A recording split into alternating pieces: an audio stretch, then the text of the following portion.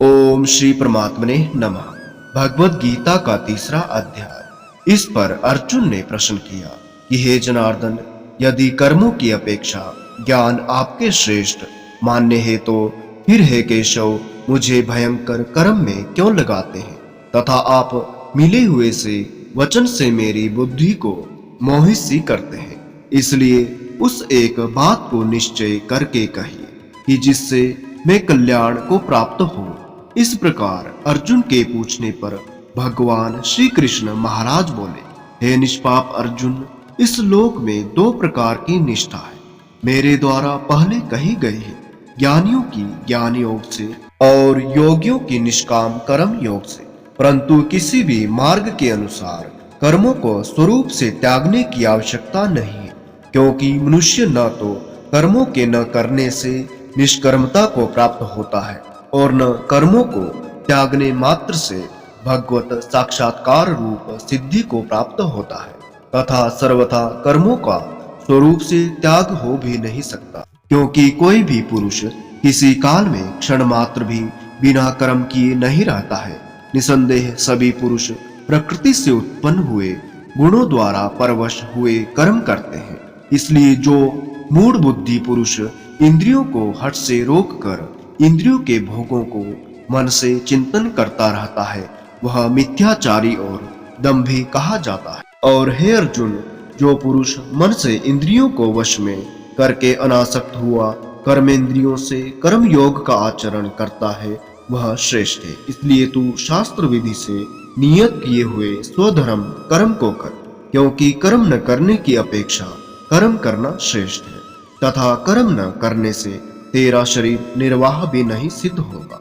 और हे अर्जुन, बंधन के भय से भी कर्मों का त्याग करना योग्य नहीं, क्योंकि यज्ञ अर्थात विष्णु के निमित्त किए हुए कर्म के सिवा अन्य कर्मों में लगा हुआ ही यह मनुष्य कर्मों द्वारा बंधता है।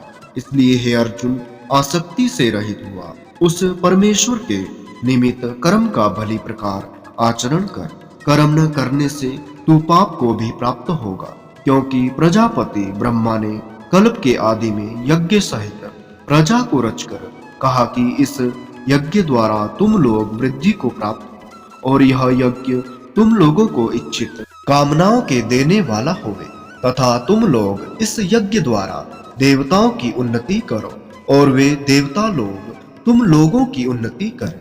इस प्रकार आपस में कर्तव्य समझकर उन्नति करते हुए परम कल्याण को प्राप्त होगे, तथा यज्ञ द्वारा बढ़ाए हुए देवता लोग तुम्हारे लिए बिना मांगे ही प्रिय भोगों को देंगे। उनके द्वारा दिए हुए भोगों को जो पुरुष इनके लिए बिना दिए ही भोगता है, वह निश्चय चोर है। कारण कि यज्ञ से शेष बचे हुए अन्न को खाने वाले श्रेष्ठ पुरुष सब पापों से छूटते हैं, और जो पापी लोग अपने शरीर पोषण के लिए ही पकाते हैं, वे तो पाप को ही खाते हैं। क्योंकि संपूर्ण प्राणी अन्न से उत्पन्न होते हैं, और अन्न की उत्पत्ति वृष्टि से होती है, तथा वृष्टि यज्ञ से होती है, और वह यज्ञ कर्मों से उत्पन्न होने वाला है, तथा उस कर्म को तू वेद से उत्पन्न हुआ जान, और वेद अविनाशी परमात्मा से उत्पन्न हुआ है। इससे सर्वव्यापी परम अक्षर परमात्मा सदा ही यज्ञ में प्रतिष्ठित है।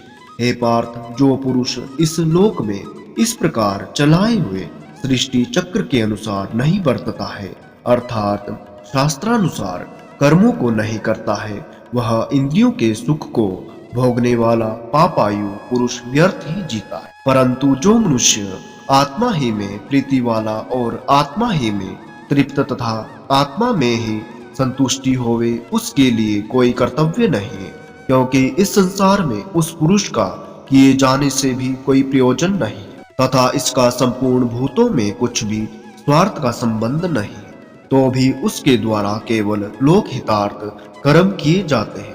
इससे तू अनासक्त हुआ निरंतर कर्तव्य कर्म का अच्छी प्रकार आचरण कर, क्योंकि अनासक्त पुरुष कर्म करता हुआ आत्मा को प्राप्त होता है। इस प्रकार जनकादिक ज्ञानी जन भी आसक्ति रहित कर्म द्वारा ही परम सिद्धि को प्राप्त हुए हैं। इसलिए तथा लोक संग्रह को देखता हुआ भी तू कर्म करने को ही योग्य है, क्योंकि श्रेष्ठ पुरुष जो जो आचरण करता है अन्य पुरुष भी उसके ही अनुसार बरतते हैं। वह पुरुष जो कुछ प्रमाण कर देता है लोग भी उसी के अनुसार बरतते हैं। इसलिए हे अर्जुन, यद्यपि मुझे तीनों लोकों में कुछ भी कर्तव्य नहीं तथा किंचित भी प्राप्त होने योग्य वस्तु अप्राप्त नहीं है, तो भी मैं कर्म में ही बरतता हूँ। क्योंकि यदि मैं सावधान हुआ कदाचित कर्म में न बरतूं तो हे अर्जुन, सब प्रकार से मनुष्य मेरे बर्ताव के अनुसार बरतते हैं, अर्थात बरतने लग जाए। तथा यदि मैं कर्म न करूं तो ये सब लोग भ्रष्ट हो जाए और मैं वर्ण संकर का करने वाला हूँ तथा इस सारी प्रजा का हनन करूं, अर्थात मारने वाला बनूं। इसलिए हे भारत, कर्म में आसक्त हुए अज्ञानी जन जैसे कर्म करते हैं वैसे ही अनासक्त हुआ विद्वान भी लोक शिक्षा को चाहता हुआ कर्म करे। ज्ञानी पुरुष को चाहिए कि कर्म में आसक्ति वाले अज्ञानियों की बुद्धि में भ्रम अर्थात कर्मों में अश्रद्धा उत्पन्न न करे, किंतु स्वयं परमात्मा के स्वरूप में स्थित हुआ और सब कर्मों को अच्छी प्रकार करता हुआ उनसे भी वैसे ही करा। हे अर्जुन, वास्तव में संपूर्ण कर्म प्रकृति के गुणों द्वारा किए हुए हैं, तो भी अहंकार से मोहित हुए अंतःकरण वाला पुरुष मैं करता हूँ ऐसे मान लेता है। परंतु हे महाबाहो, गुण विभाग और कर्म विभाग के तत्व को जानने वाला ज्ञानी पुरुष संपूर्ण गुणों में बरतता है ऐसे मानकर नहीं आसक्त होता है, और प्रकृति के गुणों से मोहित हुए पुरुष गुण और कर्मों में आसक्त होते हैं। उन अच्छी प्रकार न समझने वाले मूर्खों को अच्छी प्रकार जानने वाला ज्ञानी पुरुष चलायमान न करे। इसलिए हे अर्जुन, तू ध्याननिष्ठ चित्त से संपूर्ण कर्मों को मुझ में समर्पण करके आशा रहित और ममता रहित होकर संताप रहित हुआ युद्ध कर।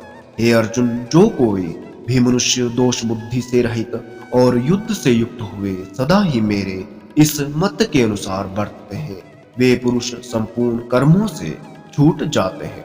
और जो दोष दृष्टि वाले मूर्ख लोग इस मेरे मत के अनुसार नहीं बरतते हैं, उन संपूर्ण ज्ञानों में मोहित चित्त वालों को तू कल्याण से भ्रष्ट हुए ही जान। क्योंकि सभी प्राणी प्रकृति को प्राप्त होते हैं, अर्थात अपने स्वभाव से परवश हुए कर्म करते हैं। ज्ञानवान भी अपनी प्रकृति के अनुसार चेष्टा करता है, फिर इसमें किसका हट क्या करेगा। इसलिए मनुष्य को चाहिए कि इंद्रिय के अर्थ में अर्थात सभी इंद्रियों के भोगों में स्थित जो राग और द्वेष है उन दोनों के वश में नहीं होवे, क्योंकि इसके वे दोनों ही कल्याण मार्ग में विघ्न करने वाले महान शत्रु। इसलिए उन दोनों को जीतकर सावधान हुआ स्वधर्म का आचरण कर, क्योंकि अच्छी प्रकार आचरण किए हुए दूसरे के धर्म से गुण रहित भी अपना धर्म अति उत्तम है। अपने धर्म में मरना भी कल्याण कारक है और दूसरे का धर्म भय को देने वाला है।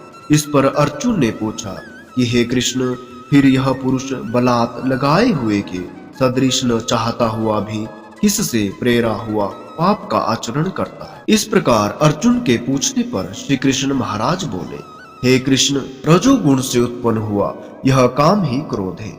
यह ही महाअशन अर्थात अग्नि के सदृश भोगों से न तृप्त होने वाला और बड़ा पापी है। इस विषय में इसको ही तू वेरी जान।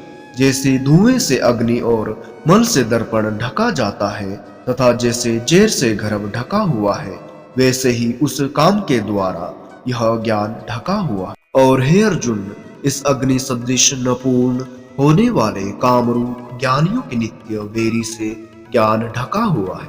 इंद्रिया, मन और बुद्धि इस काम के वास स्थान कहा जाता है, और यह काम इन मन, बुद्धि और इंद्रियों द्वारा ही ज्ञान को आच्छादित करके इस जीवात्मा को मोहित करता है।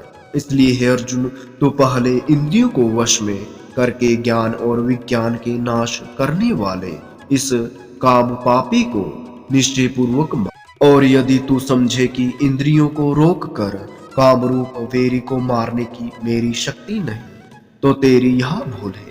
क्योंकि इस शरीर से तो इंद्रियों को पर श्रेष्ठ, बलवान और सूक्ष्म कहते हैं, और इंद्रियों से पर मन है, और मन से भी पर बुद्धि है, और जो बुद्धि से भी अत्यंत पर है वह आत्मा है।